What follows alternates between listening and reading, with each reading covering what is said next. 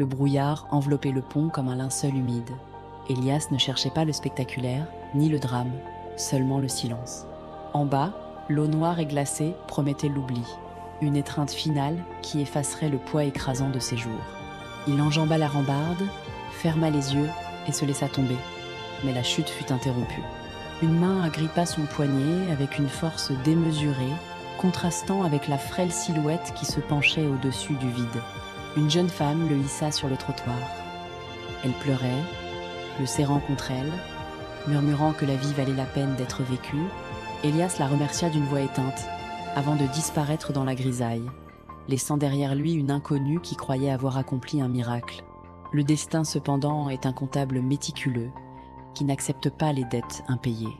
Un accident de voiture, une route glissante, un arbre. La jeune femme n'était plus. Une fissure profonde s'ouvrit dans la poitrine d'Elias, mais il la rationalisa. Il ne pouvait pas en être responsable. Il choisit alors l'intimité de son appartement pour sa seconde tentative. Les pilules, un verre d'eau, l'attente paisible de l'obscurité. Mais la porte céda sous les coups répétés d'un voisin, un homme aux tempes grises, ancien professeur, qui avait remarqué son silence. Elias rouvrit les yeux, nauséeux et vivant. Le voisin lui sourit, épuisé mais soulagé. « On a tous des moments sombres, mon garçon. » Le temps n'eut pas le temps de cicatriser que la nouvelle tomba à nouveau. L'ancien professeur s'était effondré dans son escalier. Cette fois, le doute ne fut pas une fissure, mais un gouffre. Elias s'isola, observant ses propres mains comme si elles appartenaient à un étranger. Il tenta une troisième fois, cherchant le vent violent des tunnels de métro, la promesse d'une fin rapide au bord du quai. Mais un corps le percuta, le projetant en arrière. Un adolescent au casque audio l'avait poussé, guidé par un instinct de survie. À peine avait-il franchi le seuil de sa porte que la rumeur circula. Le jeune skater avait été percuté par une voiture, mort sur le coup. Chaque fois qu'il tentait de quitter la scène, l'univers envoyait un figurant pour le retenir.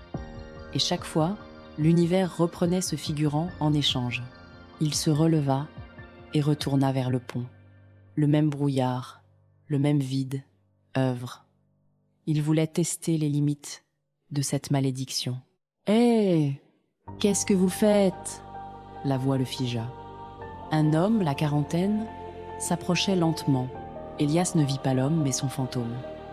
Il vit déjà le cercueil, les larmes d'une famille qui ne le connaissait pas. Elias descendit lentement de la rambarde. « Rien, » dit Elias d'une voix calme. « Je regardais juste l'eau. » Il comprit alors sa mission déguisée en châtiment. S'il ne pouvait pas mourir sans entraîner la mort d'un innocent, alors sa seule option était de vivre. Il deviendrait le rempart.